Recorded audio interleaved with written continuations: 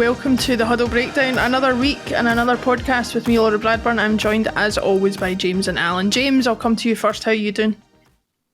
I'm doing okay. I was just up to my elbows in dog poop. So we finally had a day above freezing, and it's been so cold here with the poop literally frozen to the ground that it defrosted enough that I got to walk around my backyard for a half an hour picking up poop. So that's how my day's been going, Laura. I don't know about yours, but it's got to be better than dog crap. Only slightly. But I would still take my day over yours by the sounds of it. Alan, how are you doing? Yeah, all right. I'm feeling particularly productive today with no midweek game. It was like a block of things on my to-do list I've actually done today because I'm not doing this stuff. So yeah, I feel quite 100%. Virtuous almost. Do you know, I don't know what boring. Still very boring, but necessary. I don't know what is behind you there, but it looks like, do you know what it looks like to me? It looks like some kind of Celtic version of, do you know the Ollivander's wand store in Harry Potter? It looks like you could just go and pick a wand out and that would be it. Am I close? Yeah, so this is the majority of the Statistical collection, but not all of it. And it's also so I'm finally in the den, right? Which, for a long boring story of why I've not got in there so far, is mainly to do with children, of course. But so it's very early days, so everything's a bit of a mess. So this is the start of turning it into the proper Sabutio stroke podcasting stroke writing den. So yeah, we're in now that I've got my laptop in and all that sort of stuff. I've landed the flag, so there's going to be no kicking me out now. Although I've just discovered, literally as we were setting up, that I suspect my daughter has taken the router that I had put into this room specifically because I wanted it right next to the laptop whilst we were talking. I'm taking it upstairs to her room, I think. So the internet connection might not be very good because I'm right at the back of the house. So anyway, so that's that. So this is the as I say, the majority of this BTO collection, which I'd quite happily spend a couple of hours taking you all through at some point. But I think we'll save that for behind the paywall. Yeah, I could get all the different Celtic teams that I've got. I've got about 15 different Celtics with different formats, different styles, which we can get into in great detail if you want. So I can't see it great, but I was either going to guess you have a really bad vaping problem or a kick-ass 8-track collection. So I couldn't tell. No, it's more exciting than either of those things. Well, we'll get into that another day, but until then, I know you guys are speaking to Liam ahead of the Hibs match, so we're going to keep our interaction a little bit short today. James, I'll come to you first. The St Mirren game, yet another high-scoring game for us, despite what, in my opinion, wasn't an absolute 5-star performance. We still seem to be pretty easily getting over the line against these teams. What did you make of the performance? I thought I'm going to start with the cross-sport analogy here. I thought this was Hagler-Hearns. Anyone's ever watched the famous Hagler-Hearns fight from the 80s where it goes like 2 rounds, but it's the 2 rounds of most awesomeness in boxing history, possibly, where they just go toe-to-toe wailing at each other, which is a bad strategy when one of the 2 people is Marvin Hearns. Marvin Hagler, geez, I get Hagler-Hearns. Geez, there we go. Who had a cast iron jaw, but they basically went toe to toe with us. Tremendously exciting game. A lot of back and forth, very open game, and that worked for a while. And then, as things tend to happen in these games, when a team of their level trying to go up against us start to run out of gas, is the game really opens up then.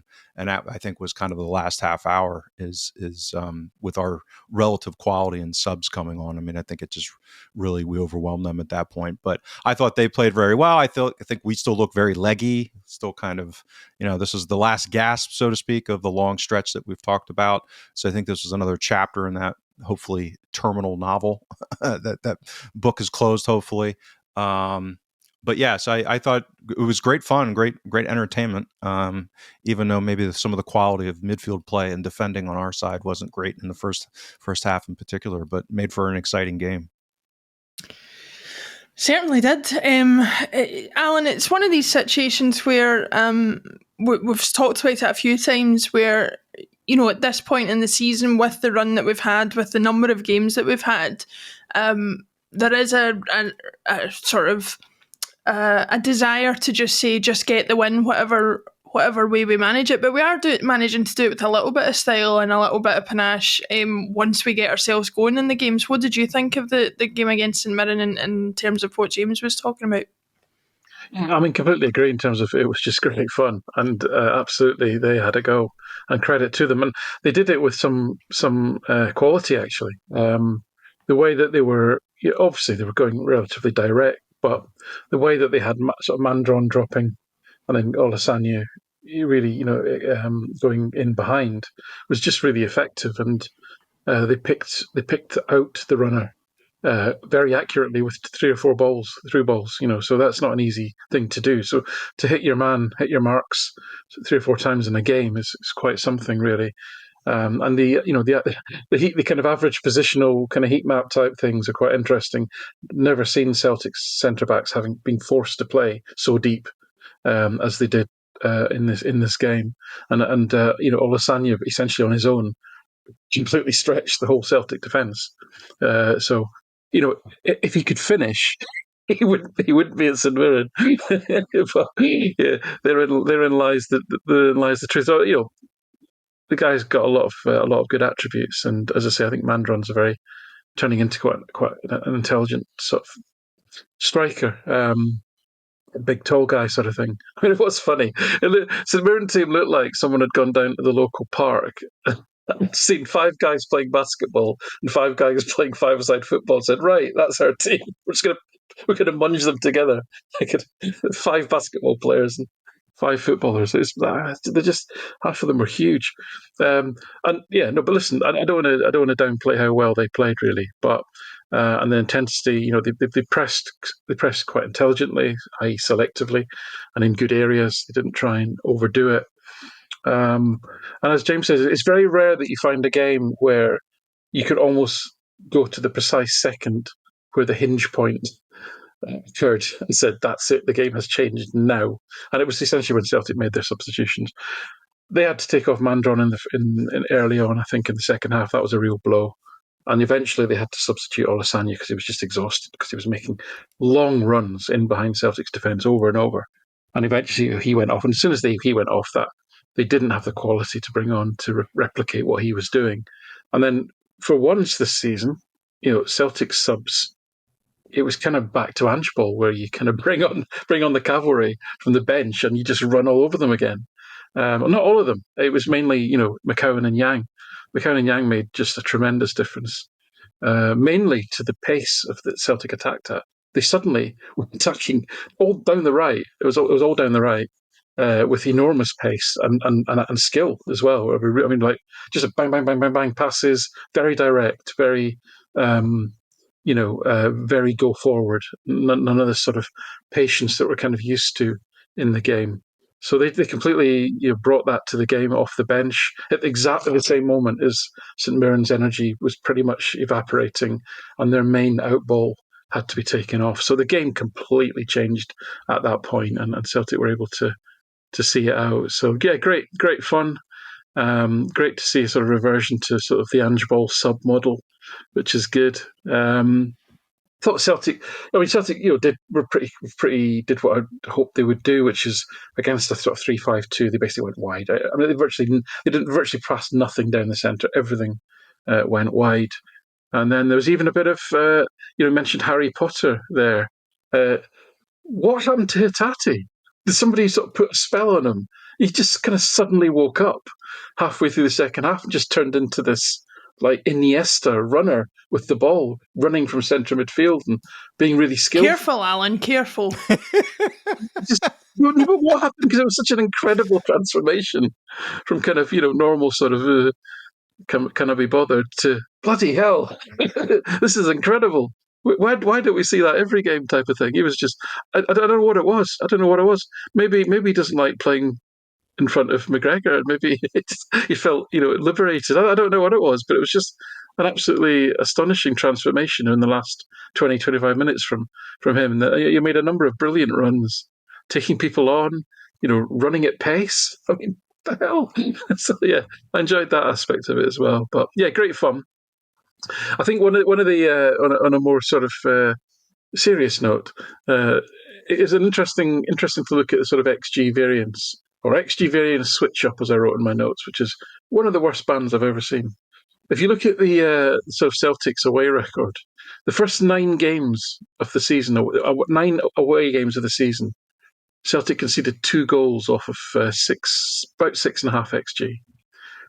We've now conceded 12 in our last 6 off 6.4, 6.5 XG. So it's just like, so we've kind of had a little mini XG variance event, basically, whereby in the first half of the season, nobody could score against us. Luck, skill, didn't matter, it wasn't happening.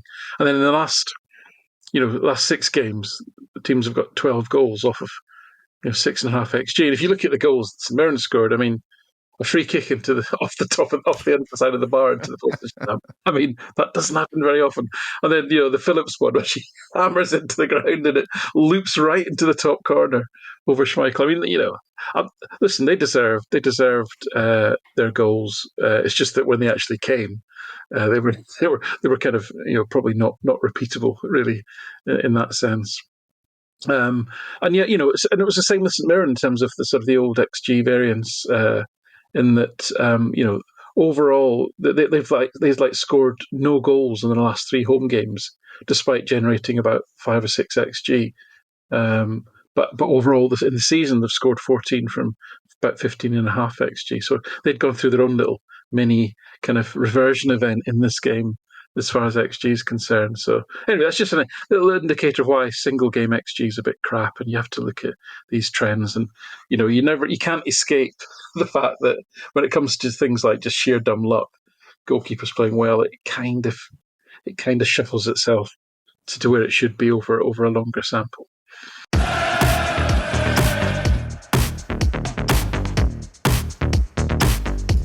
If there's one thing I've learned from joining this podcast, it is that single game XG is crap.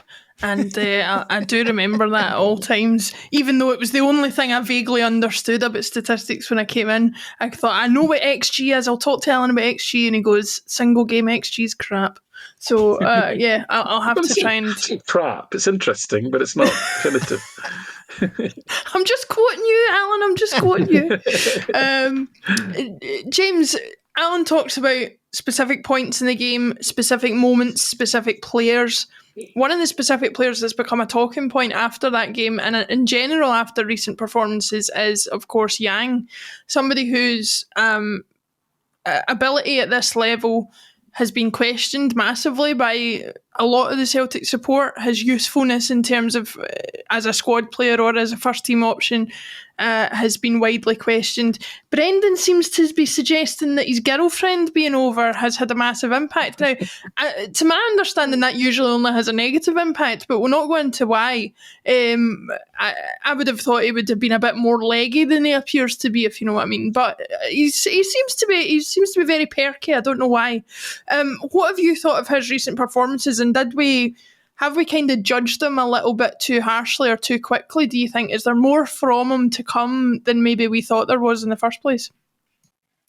Well, first I'll try to explain the legginess. So in his situation, it may actually be legginess, meaning that it always seemed like his body was moving faster than his brain at times, trying to do things quicker than his brain would allow. And I think maybe with some fatigue set in with the girlfriend, and now it aligned his mental processing with how fast his body was moving. So that's my counterintuitive explanation for that. I don't know. I first of all, it's positive, obviously, that he's having some final third production. I mean, that's been what we've talked about repeatedly. I think that the goal scoring is, he scored 6 goals at Celtic now, and 4 of them are headers. So the idea that Yang is going to be a persistent guy of heading goals in at the back post, anything's possible, right? but we know that's not a high probability type of way of scoring. Is he a world-class header of the ball? Maybe. I mean, we don't have a massive sample size to try and ascertain that. Maybe he's banging them in over and over again at practice. I don't know. Is this the football we're talking about? Yeah. Yeah. Yes. Fair play. But, I don't even know if they do that anymore because of concussion protocols and everything else. I mean, how much practicing are they doing slamming their head against the ball in practice anymore? So I don't know. I guess I'm a little skeptical on that front just because of the nature. It'd be different if he was doing it in more of a conventional way.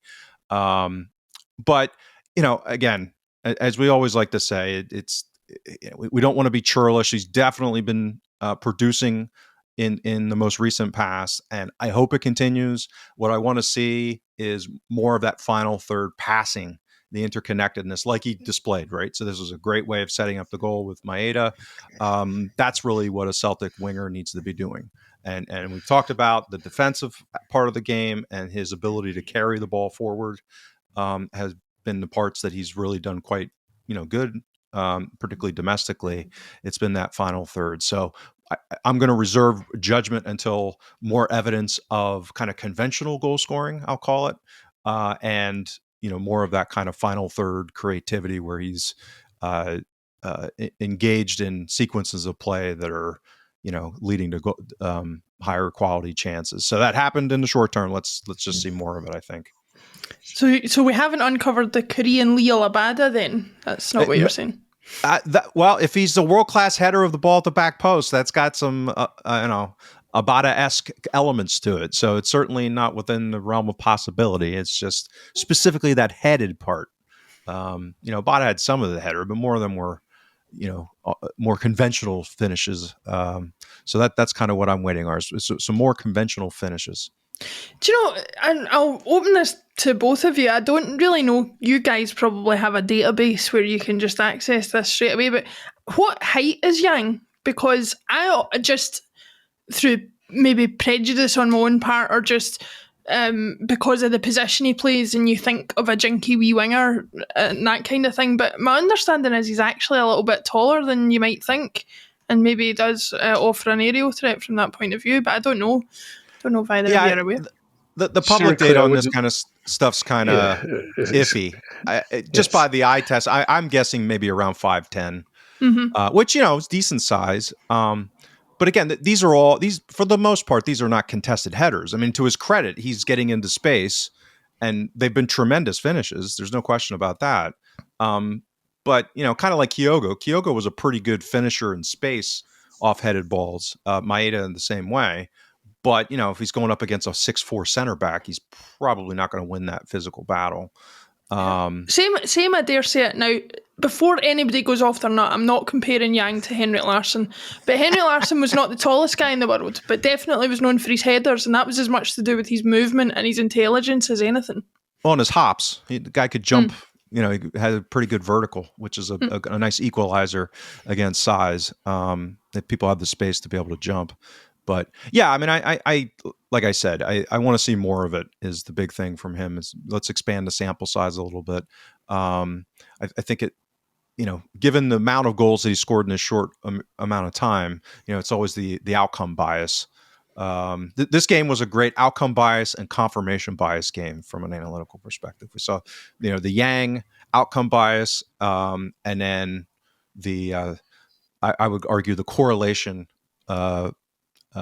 mishap with McGregor's substitution, that somehow McGregor coming off was the end all be all as far as why we ripped them apart in the last half hour.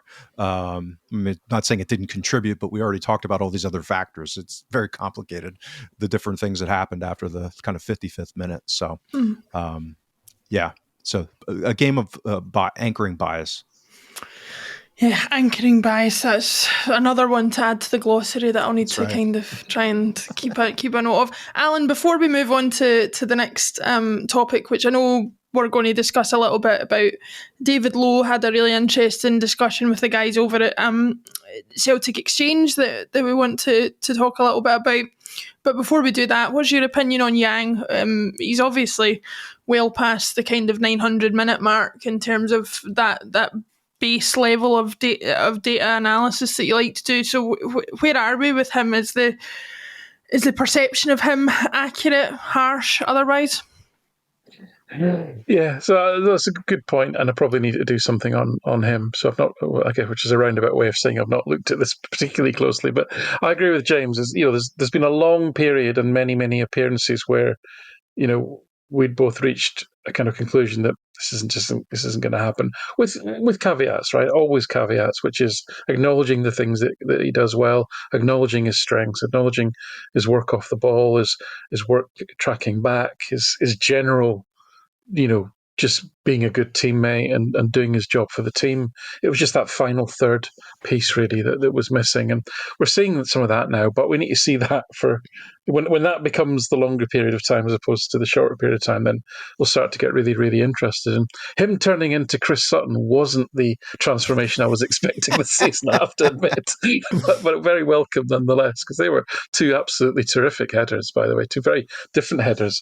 The first one especially, because that wasn't that wouldn't be instinctively where one might expect a striker to go. You'd expect them to go back across the goal, but he absolutely bulleted it into that corner, which is fantastic. And the second one with a leap and the angle he had to get himself at was tremendous technique, actually. So that's brilliant. But not just that, his all-round play when he came on, his quick, instinctive pass to Maeda for the fourth goal.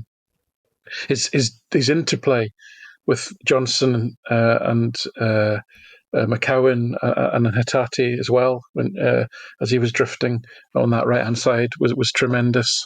So that's all great. It's a good news story, and this is Rodgers' kind of milieu, isn't it? Improving young players, and he is a young player. So if Rodgers can start to make him into a productive Celtic player, I think that's a terrific, terrific outcome for both of them, really. So I'm definitely more hopeful than I was. I'm not writing him off. Might have been harsh. It might still be the correct thing in the long run. I don't know. But happy to be led by the performances and the data. And if he improves, then I'm happy to talk about that, really. So, hopefully a good news story to come.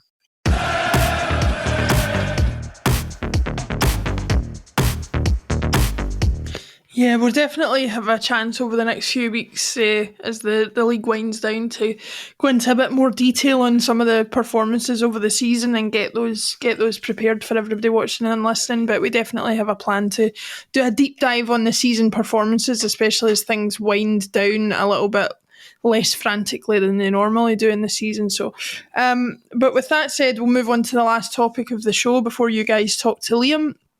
Alan, I'll come back to you. As I said, David Lowe spoke to the Celtic Exchange. Tino and the guys do great work over there, and I really enjoy listening to them. I unfortunately haven't had the chance to listen to the David Lowe podcast yet, but I'm really interested to hear your thoughts on it, because I try and listen to any of his output when he appears on any of the shows, because I think he's got an awful lot to say. But you had listened to it and you had some thoughts on it. What did you think of some of the topics he covered and the things he had to say about Celtic's current financial position? Yeah, as I say, it's on Celtic Exchange. It's always worth listening to David. He's well connected in the Glasgow sort of football business circles, so it's always worth a listen.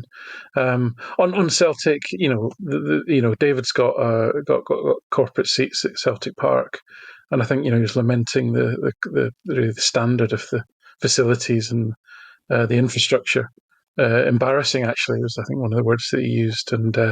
If Celtic are not thinking about, well, no, they are. Let's be fair. They have been thinking about, how do they redevelop that main stand?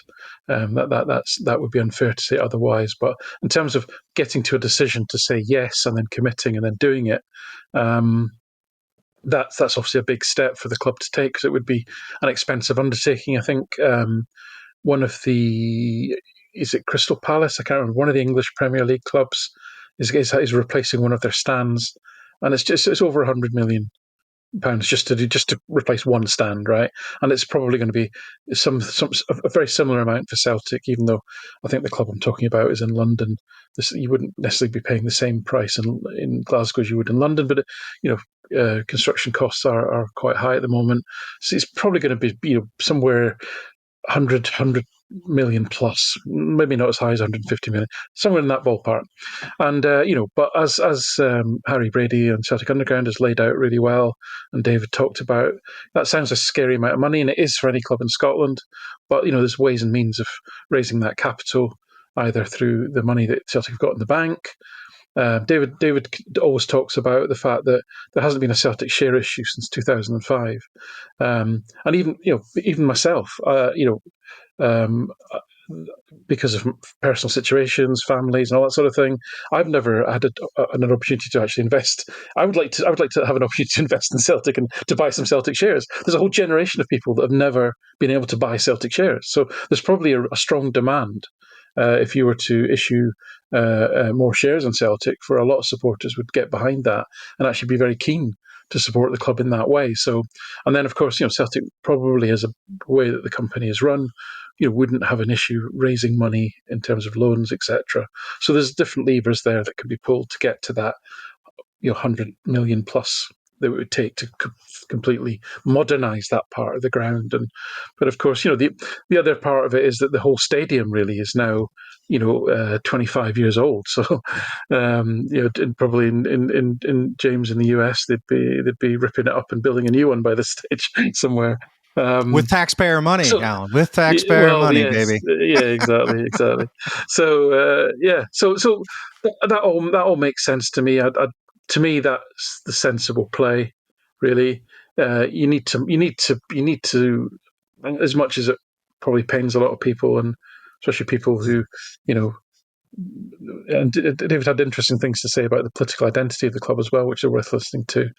I don't necessarily want to get into that here, but in modern sports, corporate seats are very important. And if you want to get ahead of the game and to maximise your revenues, to put more players on the pitch that are of better quality, the corporate money is where it's at, unfortunately. So you do need to kind of, even if they didn't raise the capacity enormously, if they improved and increased the corporate seats, etc., not only would you be more likely to get like a UEFA final or something like that, but you would generate revenues year on year that would far surpass what the average punters like us would pay for just a normal seat in the stadium, sort of thing. So all of that rings true as well, and that would be an opportunity to really modernise all that aspect of it as well. So that was all. That all makes sense to me. I don't think any of us would disagree with that, and it seems like the time is right for the club to do that, to really think about modernising. They're cash rich, and this wouldn't, I don't think, be a. It's easy for me to say it wouldn't be a stretch for them financially, but I think it would be something that pays off. And also, depending on how the future of football goes, if there are, because I don't personally think, and it's just an opinion, not any inside information or anything like that, that I don't think there'll be a European League as such, or a breakaway or anything like that. But I think that to appease those who would seek that, they'll continually be adding games to this European League stage. So we had 8 this season. Well, guess what? In a few years' time, it might be 10, right? So suddenly you've got 5 Champions League matches at home instead of 4. Previously, you had 3, right?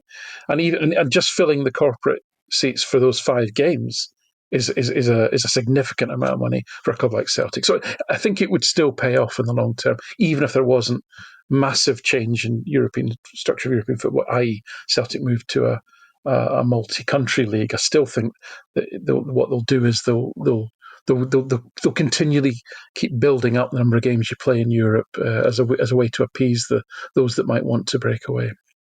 So there was that, and then he got on to he was asked about the takeover at Ibrox, of course, and with that story's continuing to develop, and I make no apologies for the fact we keep covering it because the mainstream media don't cover it adequately, as I've said before, and as I say, I cover it from the perspective of, actually, I agree with David, and David's sentiment was very much that this will probably be a good thing for the club at Ibrox. But it should be a good thing for Celtic because actually we've been bemoaning the quality of the Scottish League all season. Every year, in fact, you look at results in Europe of the clubs that qualify for the Europa League and the Conference League. Every year they're kind of out by end of July. If not, I know Hearts got through to the group stages and completely blew it in the last game against the bottom team in the group. So the standard is not great. Celtic are running away with their 13th title in 14 years. If you raise the quality of the product, if you raise the competitiveness of the league, it helps everybody because it makes the league more attractive to sponsors, etc., etc. So Celtic fans shouldn't see this as some massive threat. The threat is all internal. The threat is if the Celtic don't respond to it in a way that really sees them maximise what Celtic can be. If they just sit idly by and watch a Tony Bloom driven data analytics Hearts come up on the inside, or they sit and watch a 49ers driven the Rangers with they can't throw money at it. That's not the people that say that are just dreaming. That can't happen. But what they will do probably, if it does happen, is they'll improve the whole infrastructure. They'll improve the operations. They'll improve the commercial deals. They'll improve the infrastructure, and they'll gradually repair the clubs. In terms of and improve the revenue generation. They'll probably clear all the debts that is mainly to shareholders anyway, as well. So the balance sheet will look better. So that all starts to build a more solid foundation for you then to have a more successful football club, and that therefore means that they're closer to Celtic than what they are at the moment. Doesn't mean to say they're going to overtake Celtic. Doesn't mean to say they're going to make more revenue than Celtic, but they don't have to be, as James has been saying, don't have to be that much smarter to kind of close a lot of that gap. But what people also need to remember, because again, you won't get this in the mainstream media, is if you actually listen carefully to what's being said, a deal has been agreed in principle. Well, a deal, if unless everything's agreed, nothing's agreed. That's the way business works, right? And it has been reported that they're just going into a stage of due diligence. Due diligence isn't box ticking. Due diligence isn't a bit of paperwork. Due diligence is the 49ers enterprises having a right good look under the covers and probably getting their own people in to look at everything associated with the club, the contracts, any legal sort of challenges, the terms of any loans that the directors have got, look at the state of the stadium, any existing contracts around, I'll just pick one off the top of my head, vending and kit. I'm just spitballing here. But they'll look at all of those things, right? And, my personal view is that also, if they find some things they don't want, that they don't like, I think it will just serve to drive the price down even further, and it will be the existing shareholders that will probably have to swallow that. So if they're really determined to take the club, they'll take it on, but at least it'll be with their eyes wide open, and there may be some dodgy contracts they have to kind of throw more money at to get out. So I think my personal view is that on that basis it will probably happen. But again, if and when it does, FSR rules come into play. You can't just throw money at it. And actually, James can probably comment on this, but once 49ers Enterprises pay off all the shareholders, pay off all the outstanding loans, maybe get themselves out of some contracts that they don't want the club to be in anymore, etc., etc., etc., they will not want to spend another penny. It will then be a case of how do we get money out of this place, right? Now, they may have to invest a little just to, as I say, improve the infrastructure such that their revenues can start to flow a little easier. But their focus will all then be on how do we get money out of this place, right? So that isn't a panacea. That isn't throwing millions at the playing squad, right? They may run the club much better than the previous custodians, and therefore they may have a healthier, better revenue generating operation, and they may get smarter people in, which makes them more competitive on that basis. But it won't be through throwing money at it. So this is the challenge that Celtic need to address head on, and we're talking about it because it's a challenge to Celtic, and Celtic's what's dear to us, and it's how Celtic respond where my eyes will be looking at. James, I have some thoughts on that stuff. I'm sure you do as well, but I know you guys are pushed for time, so I think we're going to potentially wrap up there, and we'll maybe start next week with your thoughts on the Rangers takeover and some of the improvements that Celtic can make in terms of the corporate side of things, because I have some thoughts on that as well. Do you have anything quickly you want to add before we wrap up? No, I think Alan referenced all that perfectly. I mean, I just as a matter of disclosure, as the my mother would say, the people in Scotland. David Lowe fell out with me back in 2020 when I was on my rampage against Neil Lennon about playing a 36-year-old midfielder in the most important season in contemporary Celtic history. So he's not a big fan of mine, but there's no one better to speak about with the reverence for David and his part in Celtic history. Obviously, him and Harry Brady, I think, from Celtic Underground, as Alan rightfully pointed out, have talked about these kind of infrastructure, capital improvement, the way to finance these things. So those are two people that are going to be far better equipped to talk about those specific items than I would ever be. So deference is the word. I don't know, falling out with people. I don't understand why anybody would do that now. It's never couldn't be me, as the kids say these days. Couldn't be me. That was your difficult period, James. You're well through that now, aren't you? You're like a children's entertainer, aren't you? Well, I do hold grudges. It's just your sister I worry about now.